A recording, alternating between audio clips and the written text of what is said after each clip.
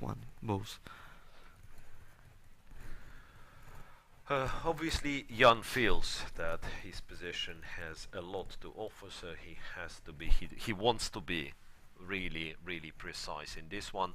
Can we check this forcing line once again? Bishop d2, rook e2,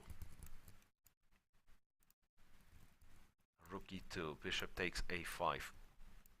We said rook a2, which looks like the only move, yeah? Queen c4. I mean, like, we can simply take the pawn. Takes, and after rook a5, yeah, actually this should be winning. Yeah. This should be as winning. Well. Rook d1, then to take on d4, and those pawns, very far advanced pawns there. Like, but he played something Jan else. found something else. Rook to b4, attacking not the knight but the d4 pawn. Rook to b4. So he wants to capture on d4, and why not?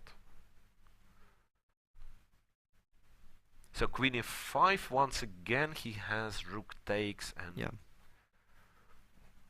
that's really tough position. Maybe queen e6. Queen e6, threatening a check from e1, right? Well, perhaps that's what he has to do.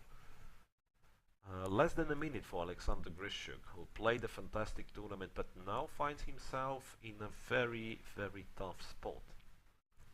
And we have to agree that, yeah, during the whole match against Jan, it felt that, well, if any player was putting pressure, it was Jan Nepomniachtchi, not Alexander Grishchuk. So, still, there are chances to fight, but the position looks really tough. The problem that even after queen d1, I mean, the position remains terrible because you cannot trade the queens. Yeah. Then you lose the endgame because the c7 everything is hanging. Everything is on the maybe the worst spots on the board.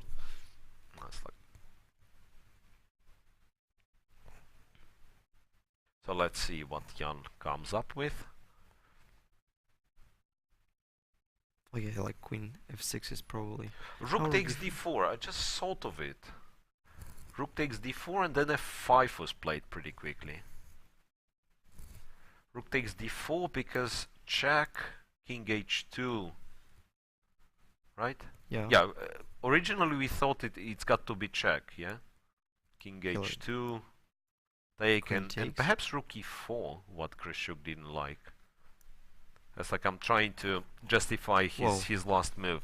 He plays f5 controlling e4 square because rook e4. So black is forced to take on a4, then we take with queen with check. With queen with a check, yeah. Yeah, so I mean, technically you can play queen c5, but that's once again that's just bad, lost. Yeah. Okay, well, queen e6, rook d4, and f5. F5, yeah. So pawn up for Nepomniachtchi, bishop is should be absolutely winning position.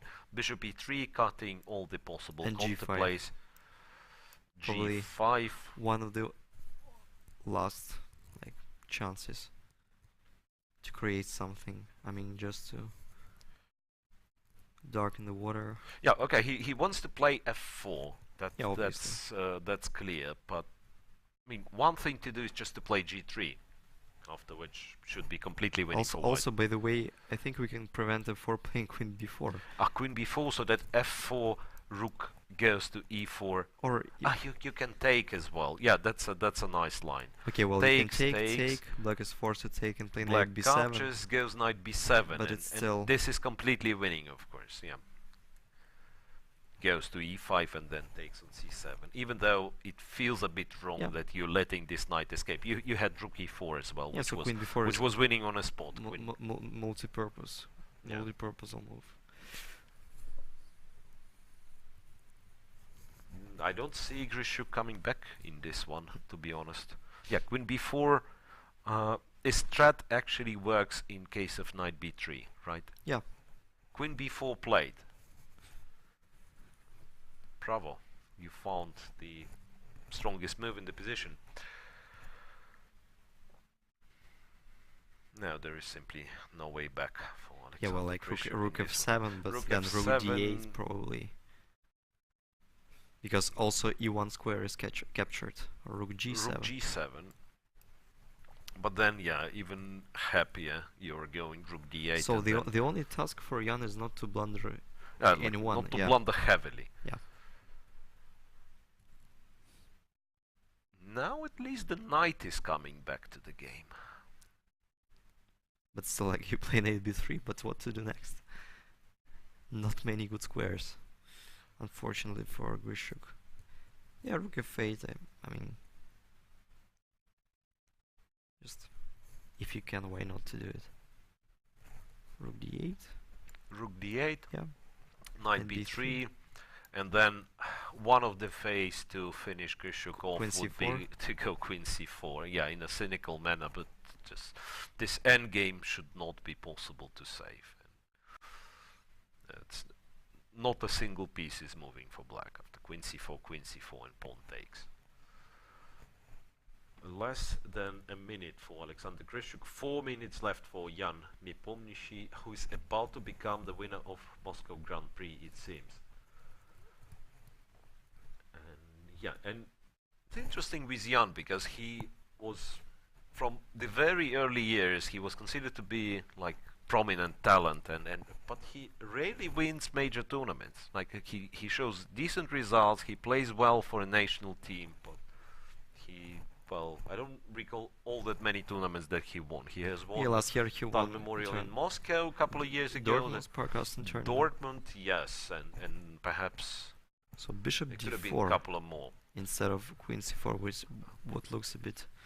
Bishop d4, but perhaps it's well calculated, so that if you take, he takes with the queen and threatens rook d7. Yeah, so and still no checks.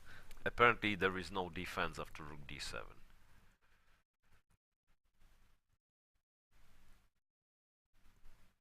So on if rook f7. Here, not taking the bishop.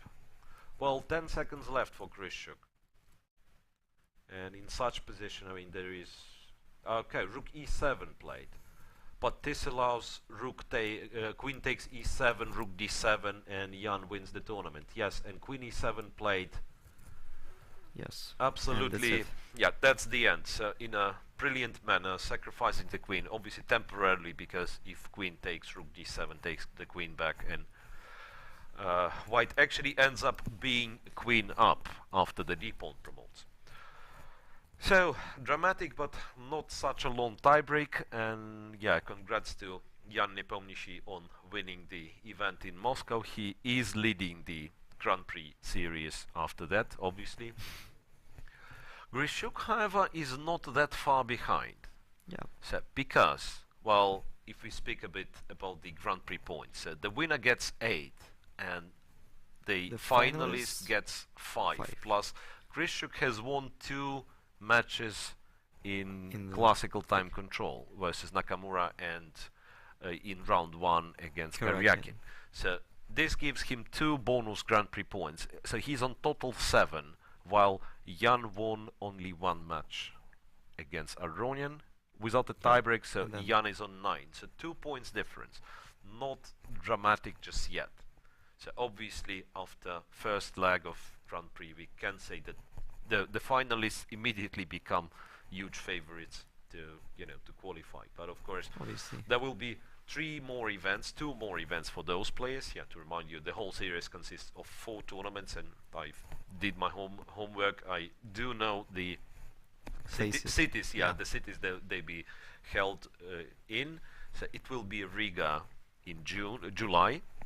Then it will be Hamburg and Tel Aviv in December, probably. Okay, so players who did play in Moscow will have 2 more tournaments. So for those who had, not the most successful, they will still have a chance to improve their result.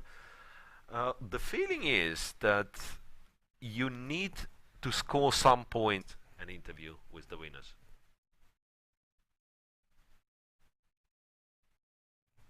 Between Jan NEPOMNIACHTCHI and Alexander GRISCHUK is over. Jan outplayed his opponent after the second rapid game. So Jan, please share your impressions on this match.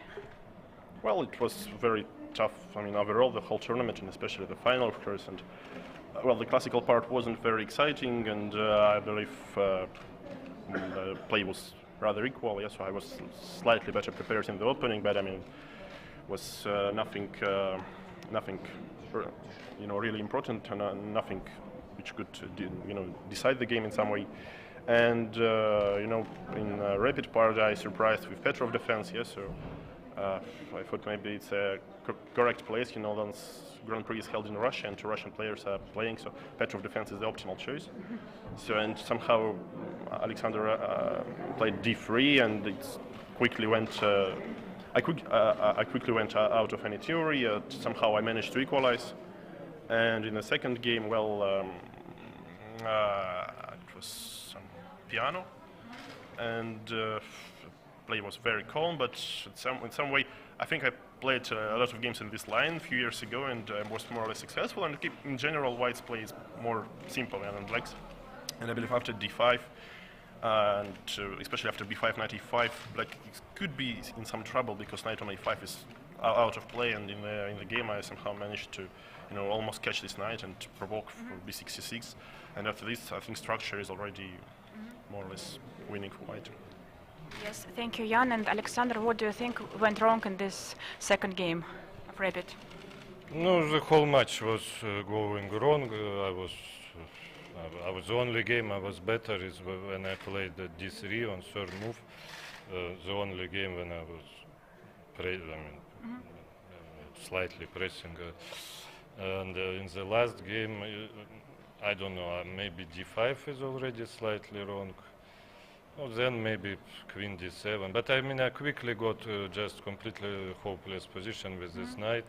I was trying, it was very stupid. I was trying to avoid slightly worse positions, and I allowed just completely a winning position for White.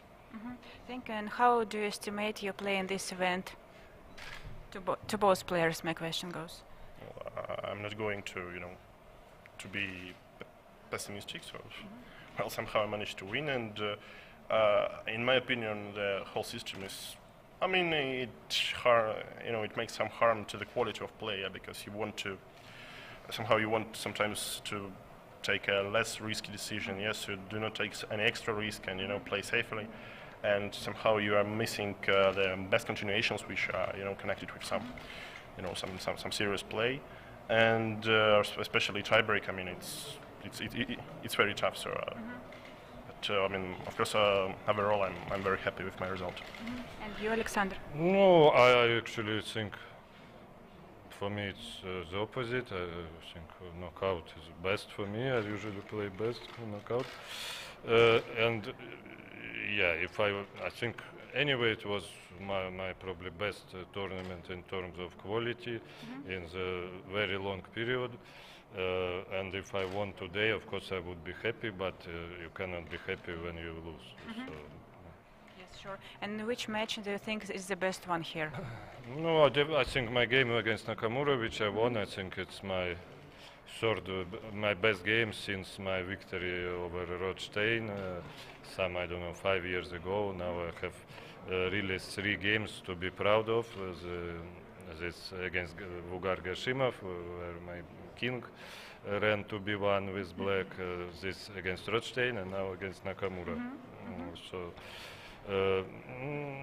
and even today, I don't know, it's okay, of course I didn't play well, but not completely terribly either. I mean, the last game it was like the chain of, slight problem here, and then it goes on. It was not like, how to say, just single mistakes again and again.